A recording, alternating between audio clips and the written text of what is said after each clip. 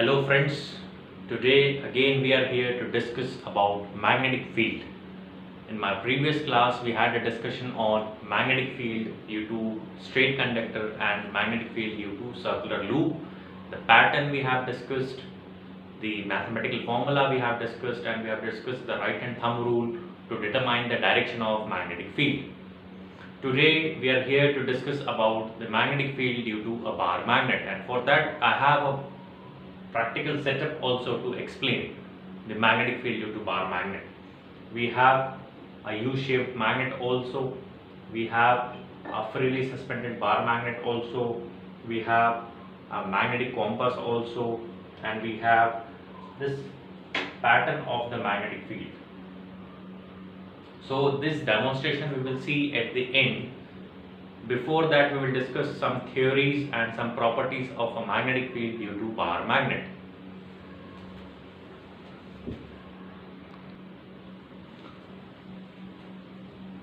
So here we have a magnetic field due to bar magnet that we are going to discuss today, and we have a list of properties to discuss about the magnetic field due to bar magnet.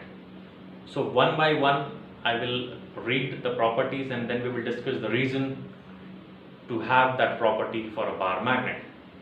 The first property is the closed loop property. That means the magnetic field always forms a closed loop, and for that I have drawn this diagram. If you see this diagram, this is a bar magnet.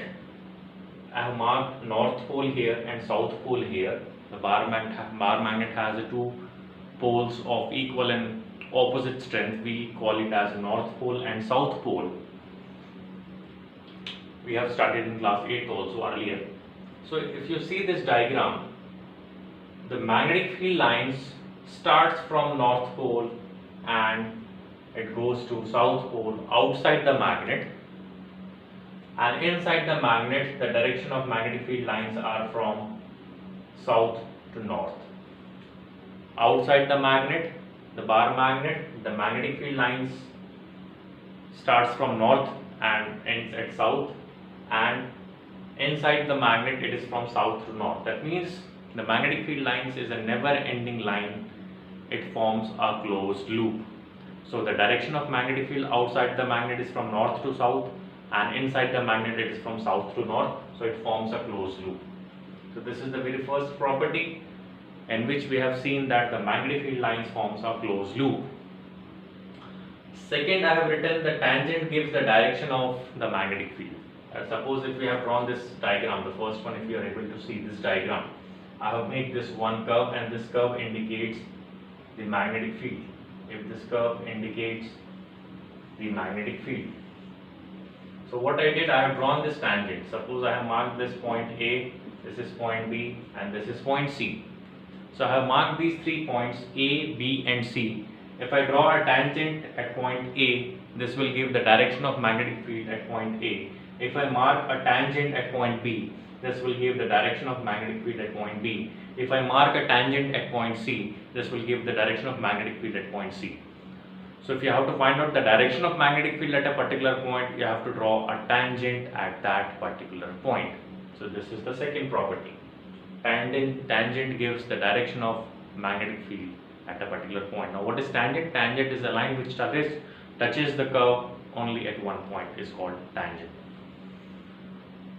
This B maximum stands for maximum magnetic field intensity. I have written B max. B stands for magnetic field. B is a symbol of magnetic field, and maximum, that means maximum field intensity.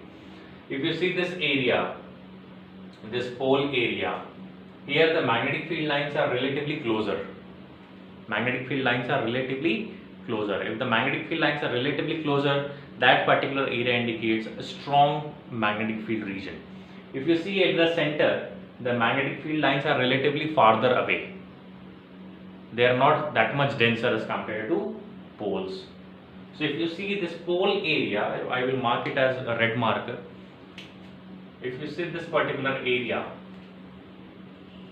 the magnetic field lines are closer as compared to the magnetic field at the center. So the maximum field intensity for a bar magnet is at poles and a minimum at the center, because the relative separation between the magnetic field lines is less at poles. They are very closer at poles. So the close magnetic field lines indicates a strong field region. So the magnetic field intensity is maximum at the poles and minimum at the center. This is the third property. Fourth property I have written, unit north pole moment. So magnetic field lines, if we discuss about what is the difference between magnetic field lines and magnetic field.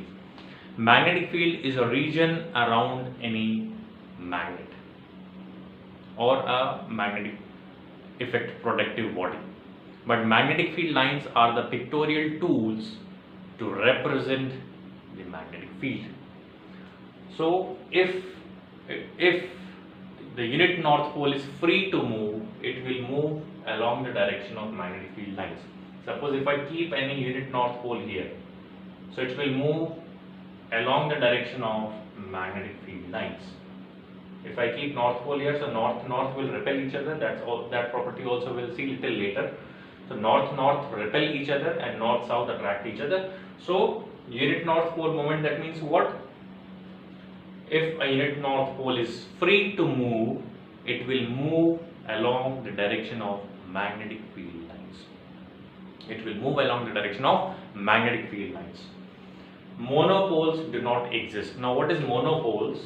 The single pole does not exist. Suppose if I draw this diagram.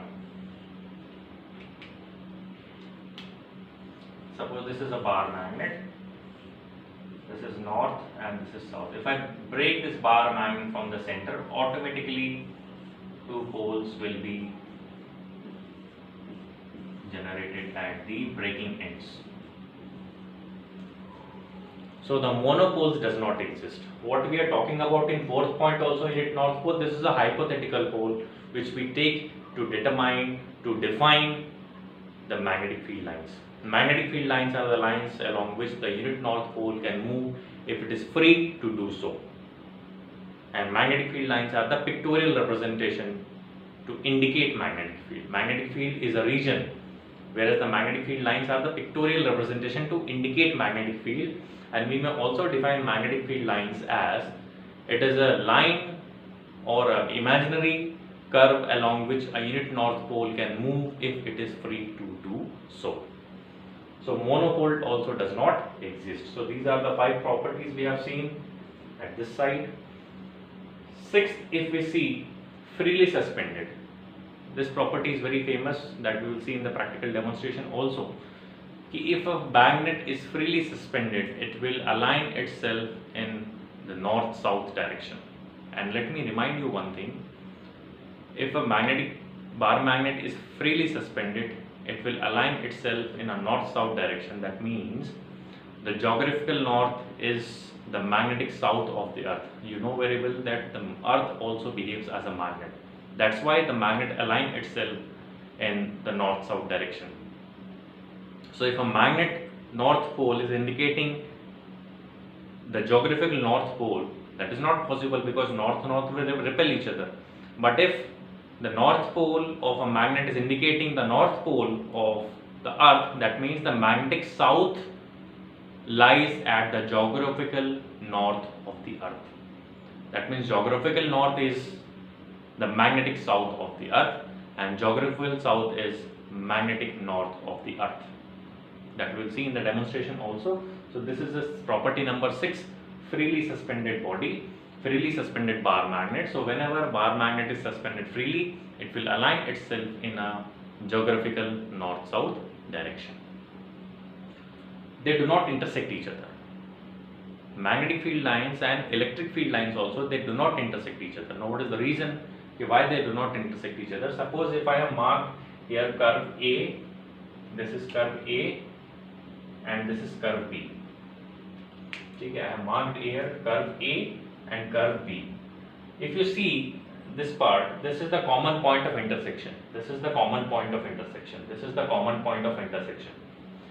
Now if at common point, the first we have seen, if we draw a tangent, we will get the direction of magnetic field. If we draw a tangent at a particular point, we will get a direction of magnetic field.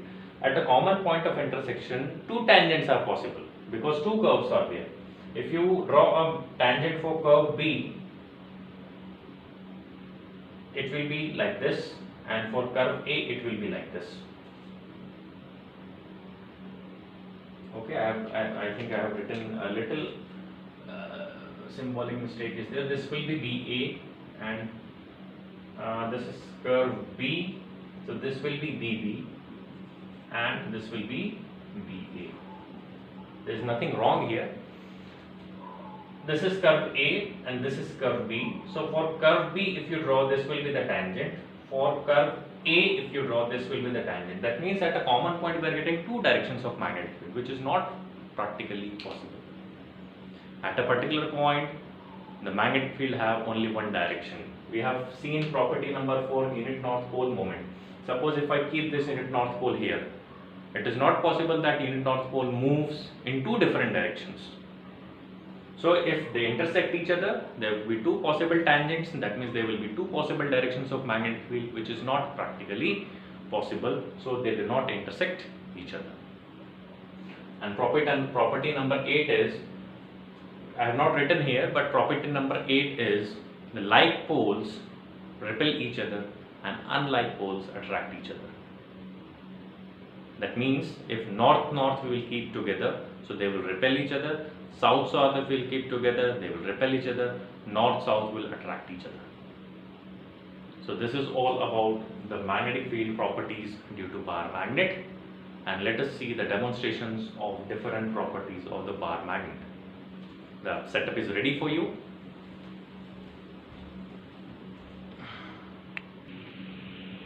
Now if you see here, I have taken a bar magnet and I have sprinkled out some iron fillings, and if I take it out, if you see, the concentration of iron fillings is maximum at the poles and minimum at the center, which indicates that the magnetic field intensity is maximum at the poles and minimum at the center. You can see the concentration is more at poles and minimum at the center.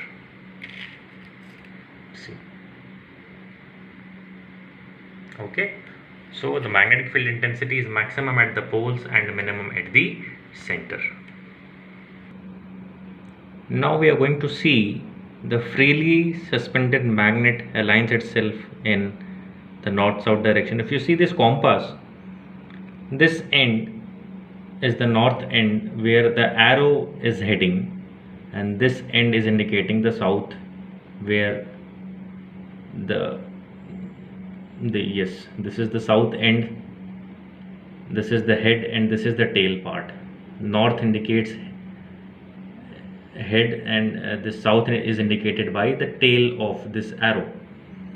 So if I have kept this compass here, the magnetic compass here, and if I see this bar magnet also, if you see this bar magnet, so this is also aligning itself in that direction. This is the magnetic compass, if you see, and this direction it is aligning the north-south direction. Yes, this is the north-south direction, this is the north-south direction. And if you see this bar magnet also, which is suspended freely, I will just make it a little stable. Yes, so if you see this is also aligning itself in the north-south direction. In this bar magnet, it is not written which part is south and which part is north, which ends indicates north or south. If you see this tail part, this one, this side, this is the south pole of the magnetic compass, which is towards one end. That means if this is the south part, so definitely this will be the north part. That means what we explained is it will suspend itself in a geographical north-south direction. So this is the north direction that we checked in the compass also, and this is the south direction. Now we are going to see the magnetic field lines of a bar magnet. If I sprinkle out this iron fillings very slowly, so you can see that how they are aligning itself. See. So if you see this part and this part that we discussed in theory also, it forms a closed loop. The direction you won't be able to see in this, but this is the structure that we have seen in theory outside the bar magnet, north to south, and inside the bar magnet south to north. So inside the bar magnet is not possible to see here, but you see the structure of magnetic field lines outside the magnet. And if you see, the density of iron fillings is more at the poles, which indicates that the magnetic field intensity is maximum at the poles and minimum at the center.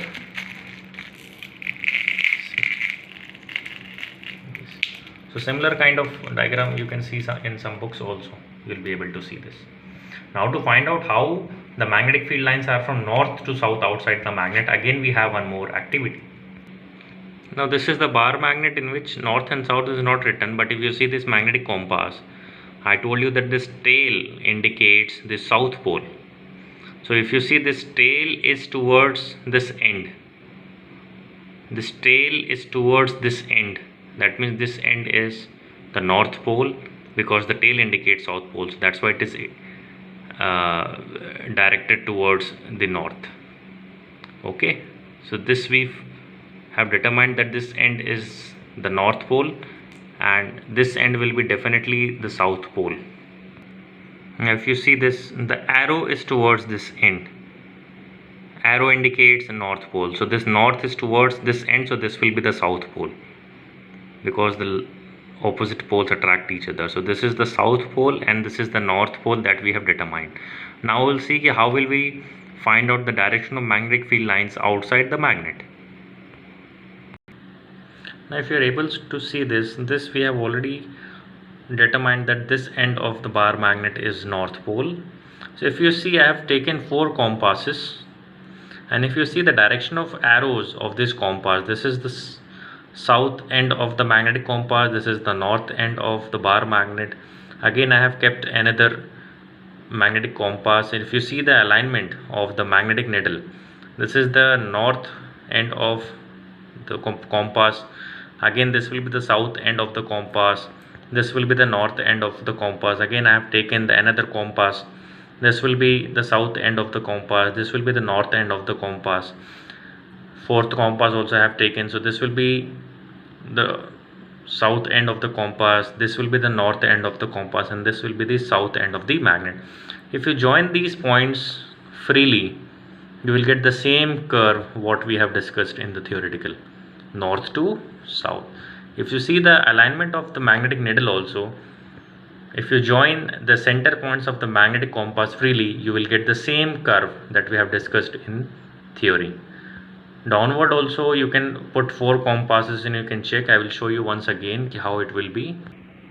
Now if you see these 3 compasses also, which I have kept down to the bar magnet, if you again join them freely, because if you see from right hand side, that is from this is the north end, so if you see these alignments of the magnetic compass is again very similar that we discussed previously. North end, south end of the compass, north end of the compass, south end of the second compass, north end of the second compass, south end of the third compass, north end of the third compass, and this is the south end of the bar magnet. So the direction is from north to south outside the magnet. So with this we have completed today's class of the magnetic field due to bar magnet. Practically we have demonstrated that the freely suspended magnet align itself in a geographical north-south direction. The magnetic field is maximum at the poles and minimum at the center.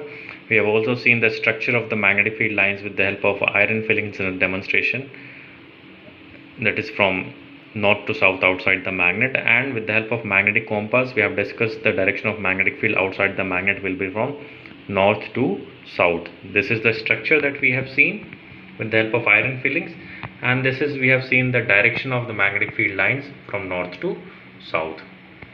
Okay, so these are the 4 properties we have seen practically.